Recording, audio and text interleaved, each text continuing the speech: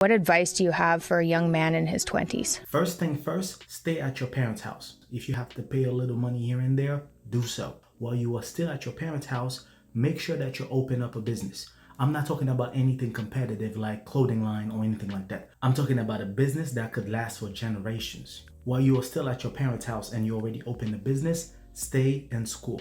But the one thing having a good business is gonna do for you is gonna give you options, is gonna give you mental freedom, is gonna give you financial freedom. Which means by the time you are done with school, you won't have to look for any kind of job just because you need money because you already have that. Once the business starts to take off, do not blow money on expensive cars, expensive stuff that you cannot make money off of. Apply the rule of 10% when it comes to purchasing anything with the business money. Do not leave your parents' house until they either want you out or you are ready to actually put some money down on a good house. By the time you are done with school, you're going to be able to travel, you're going to be able to see places, you're going to be able to do a lot of things because you're going to have that financial freedom. While you are still in school and building a business, if the idea is to have a good family, have a good wife, you do not wait until you make all the money to look for a woman. Because by the time you reach a certain level financially, a lot of women are not going to be with you for you, they're going to be with you for your money. So if you could find a good woman before the money, there's a good possibility that this woman could actually become a good wife, a good mother to your kids. So do not just go and pick any woman just because you got money. Within that path,